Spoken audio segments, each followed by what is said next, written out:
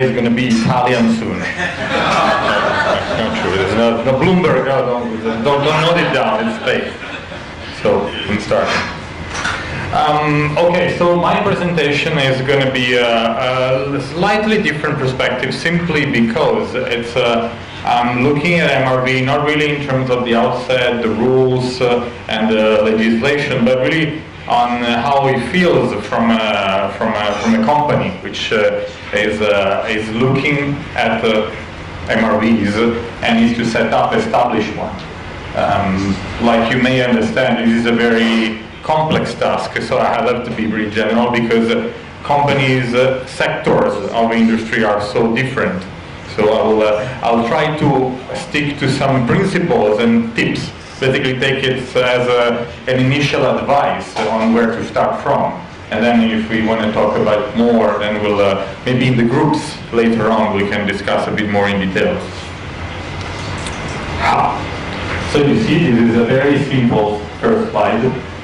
You can say, basically from an ETS point of view, when ETS say, okay, MRV from companies, they might say, okay, the very basic that we need from you is for you to sense and monitor the data according to the parameters and the methodologies which have been decided by ETS, and then to report to us. So from an ETS point of view, they don't really need you to do anything else. I mean, if you do that, that's enough. And what I want to say is that, okay, but monitoring then is what? I think please enjoy this slide because it's going to be the only one with the Chinese translation. Everything else is English. So, monitoring, I mean, we saw before what it involves. Just very generally, so we have, of course, monitoring emission according to some baseline monitoring plans, calculations, some form of data collection, very different set of data, including sample materials. There is, of course, maintenance and calibration of meter, what you used to measure. And then, control activities just to make sure that it's not, one guy that can fall asleep and then, oh, I didn't know that. So, so internal control activities and external as well.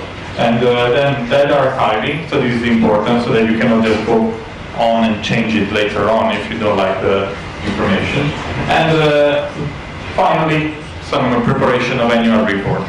So this is what it involves. So these are the things that somehow you have to do under a monitoring scheme. We have seen all the different, just now with Massimiliano, all the details that this can go into, all the different rules, and actually the methodology become even more complex if you get deep into specific sectors. Because you understand, you have maybe power sector in a way, you have fuels and a little more. But if you get to the chemical sector, you have hundreds or thousands of products which can have very different kind of emissions. But so the rule can be very complex. So how do you get to tackle that complexity? And so what I want to, there's a reason why still, so later we'll see. I would say, so if you just basically stick to the minimum effort, just sense and monitor, looking at the boundaries, looking at, of course, where emission sources are and how they're monitored and who is responsible. Okay, this is the basic thing. And you find a way, but you use the calculation methodology to report that. Then what happens is that this may just feel a little bit just like after lunch, It may feel a little bit heavy for the company. So this is my small trick, So this is the reason why it was built. For you, it may end up in being just a cost. It may end up just to, okay, I have to do this because I'm forced to, and there's no special advantage. There's no special benefit that I get out of this. So what I'm trying to suggest here is that you can do this. This could be not the minimum effort, but it will end up in being only a cost for you. On another side, this is just the beginning. It's if you go and look at things in a more process-oriented, and then we'll get there soon, you may start to get something more out of it. So if we start, of course, from working on a monitoring plan which is for just looking at what is needed, what you really want out of it. If you look at data collection, after the monitoring plan, which is basically what you have to do, what you want to get out of the monitoring, and from there you go into the data collection. You try to implement it in some way, and then you try to use some quality assurance in a way that we'll see, and then you try this a few times. And then using also the external verification, you try to improve one time after the other. Then maybe you could get a bit more out of this, out of the monitoring process. So these very same names, we'll just try to put in another way that becomes more familiar. Even here, there's a reason why I go on this side. So if you start from working on your monitor, on the plan of what you want to monitor, and especially why you want to monitor that. And your why could be, of course, just to have the minimum requirements that the ETS wants from you. Or you may want to monitor something more. You may want to monitor something that is interesting to understand the real performance of your company. So, and from here you try to apply this data collection into whatever is your metering method, your monitoring method, and then from there you try to verify, you try to guarantee that the quality of your measurement is actually robust enough, and then from there you go into trying to get some conclusion of what happens. So to try and look at a potentially improving plan for what you've done. And from there, once you start the very first year and you say, okay, let's just measure this electricity and the basics of this are oil consumption and not much more. So, and you try to measure that and you realize that actually the way that you're measuring is not providing a very robust and very useful message to you. Then the next time during your verification, we'll see later, one third-party verifier will say, okay, this more or less is enough, but there could be a bit more that you can do. And you can look at that from a strategic point of view. And once again you go and you start again your monitoring work, just to say, okay, last year you did the basics. This year, let's try to see if we can get something more useful out of it. Let's really understand how our performance is against some competitor or between one plant and another plant. So these are all different reflections that the company can start doing once you put this system in place. So if it's only like before on the triangle, for you it will remain very static. It doesn't become a dynamic thing which at some point which tries to look for what is useful for you. So as you think this it's put in this way because this may, for those of you who are familiar with the management systems, it's obviously on taking inspiration, actually it's built based on something that you'll see later, on the typical cycle. Plan, do, check, act, and the cycle of improvement. So it's really built like that in a way that it becomes a mental frame. And for those companies which like yours, which most likely they have different management, there are different management systems, it can build on something which is existing. I'm sure that some of your companies will have quality measurement, maybe environmental management system, or a lot of these systems. So it doesn't start from scratch, but it goes in collecting to an existing thinking framework. And this might have a special effect. How do you understand? This is supposed to look like a motorbike. Two wheels to be moved. So this is supposed to be dynamic, as opposed to what before, the pyramid. So going on, The other point that I wanted to make is that you can look at this cycle in a very different way, because you can look at this cycle from a pure strategic point of view and from an operational point of view.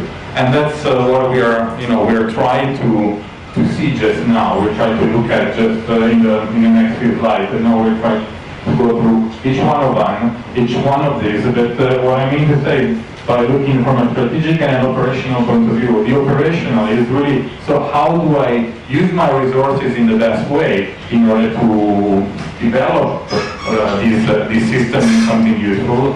And the strategic is actually, what else can I put in this system? What can I include in this system so that it becomes more useful for my company?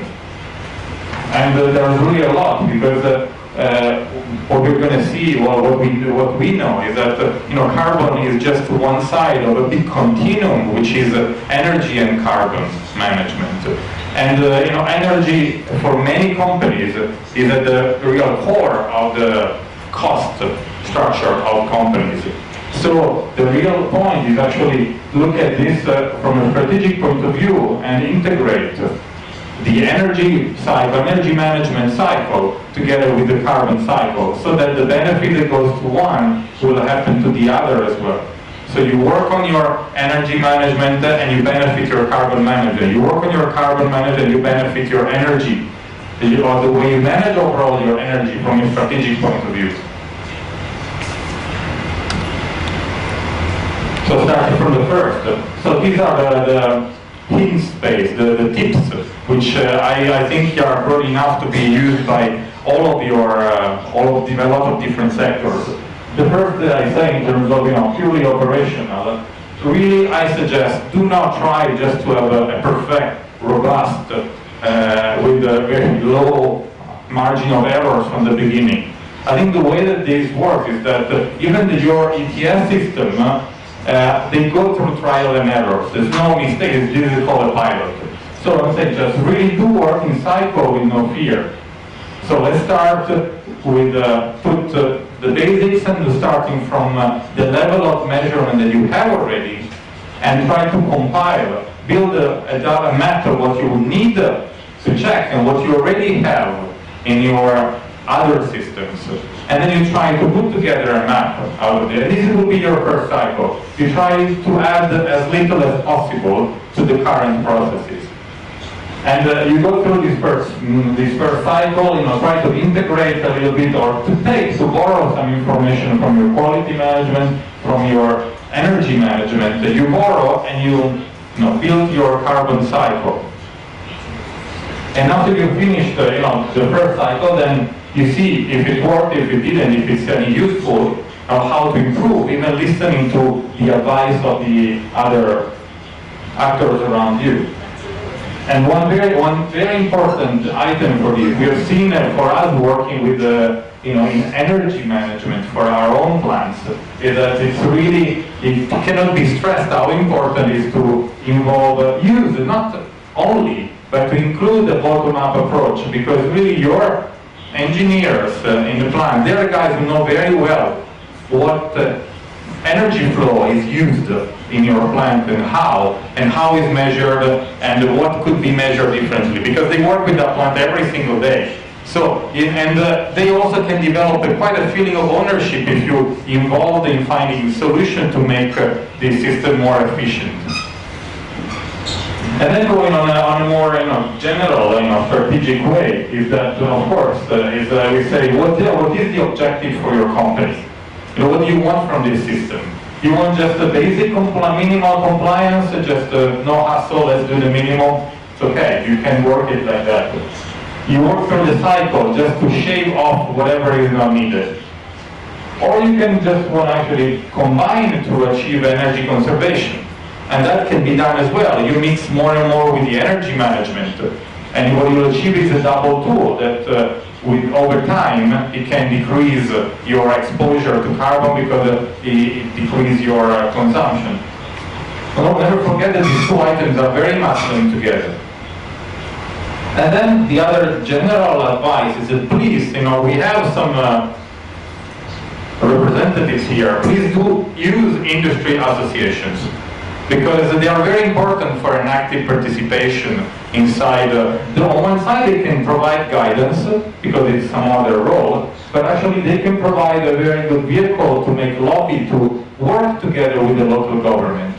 Not in a single entity way, but more in a more constructive way, as a whole industry. So increase the weight, and it can be even a good partner for the government if it's not about dealing with at some point with one company at the time, but they can deal with a group which have a similar point of view.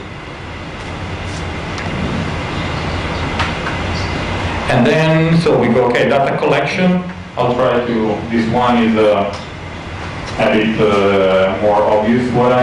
In our experience, the automation is important. You can have very simple level of automation, you can have more complex. The automation doesn't need to have very complex softwares which do everything for you. But if I have a degree of information of automation in the way that all the data are analyzed, allows the more an ETS becomes complex to take the opportunity of the system. What I'm saying is that try to think of the presentation we had from Vattenfall just now, is the more the system is automated, the more you have a fast access to analyze the information. So not just raw material, we have 3 tons of that, 2 tons of this, but actually to a level of information which has been analyzed to bring a meaning, and in the end you can take the opportunity which comes in the system. In terms of trading, if trading will become a relevant part for you, or in terms of even other opportunity, which like smart grid, opportunity incentives related to the use of power and energy. So if you have a fast access to through analytics to information which can be used for you, you will be able to take advantage of the opportunities before other companies, because the other company will be competing, and maybe at the end of a season and the end of a year trying to put it together. An automation system can allow you to have faster access to information, and therefore as a background to your decision making. It will be a more stronger background. And then of course we go into the verification. Our experience has been that the internal and external verification should be really two phases of the same process. You should always have the internal verification. Don't only wait for the external, the third-party verification to come and find the bugs in your system somehow. Really have internal audits, which is for you a test to really understand how strong is your system, how clear it is. Because sometimes things which is very clear for some the people who created it, it's very complex to understand the structure of the system for external. So to have internal audits can be extremely helpful. And the other point is that really the verification on the strategic point of view can really help you to understand how to improve. Because as we say, once we use this cycle, what we want is to have a system which can help you, which can improve the usefulness for this work for your company. So what you want to know is to really understand how your access of your company to critical information, which are useful for your risk management or maybe for investment decision, how these information are really robust. Are they robust or not? Are they relevant or not? Because you will base a lot of decision, investment decision, trading decision on this information. So the verification for you is a very important test to understand how relevant, how true, how strong, how well-founded are the information which you are based your decision upon. This is the big, and that's so. The verification is an ally. It's a big helping hand for this. And then, of course, the final thing, the most strategic of them all, is the improvement plan. One thing to try to use is try to really connect the original thinking that you were making at the beginning on when you prepared your monitoring plan, so about the objective, what you really wanted from this plan, and try to reuse that thinking when you look at the improvement plan. Is it actually meeting what I want? Is it meeting the objective that I have at the beginning for this monitoring plan? Is it providing me the information that I wanted to have? At this point is where you should have the information to answer this question, because you applied this monitoring, you even had a verification, so you are in a position where you should understand, is this really helping me to achieve my objective? As I said, this is the choice of the management, the choice of the company. Your objective could be minimal compliance, just minimum effort. So is this actually putting a lot of burden on our company, or we can make it even more streamlined so there is even less burden? So that minimal compliance is acceptable as an objective. Another point is that if we wanted to instead have a reporting which can give useful information for investment decision on energy efficiency, on abatement cost, which can be used in the trading, in our trading activities, then of course we need more than the basic one. So is this level of monitoring providing our trading, our engineering investment assessment team enough the information, or this information was not so reliable? And this is the moment where you have to understand whether to answer these questions and find a way to improve your plan against what are your objectives. You know, this is not designed by the ETF, by the local official. This is where your company needs to decide your objectives. Of course, taking in consideration your compliance, what you legally have to do, but also what is your company objective from this monitoring work. So this is where you answer and you try to find it to improve. I would say that here is once again one area where it can be interesting to have some benchmark, and from that point of view, industry association can be useful, or even to try to use some external technical advice, or in general, this is the moment where you should involve different parts of the organization, to people who are, the financials, the engineering, the top management, because they all have different take, a different point of view towards your monitoring scheme. And if the top manager eventually, which need to set the objectives, and that's the way that the efficiency basically of your monitoring system will have to be judged in the end. So this is just the final thing. In the end, you see, we started from this point of view, but actually a big part of your work, if you want a system not to be only a burden, but if you want to have some use of it, as a matter of fact, is the internal part, the aggregation and analysis part, which will make a big difference, and will allow you something that here, I didn't write, here I did, govern. It's actually the governance which is allowed by having an important access and very strong area in the middle in how the data is aggregated and analyzed. And having said that, I hope that I give you just some basic principle, and I'm more or less in time. Yeah. Well, I mean to go. Yes, I'm in time. So, thanks everyone. I hope you have a question. If you don't, anyway.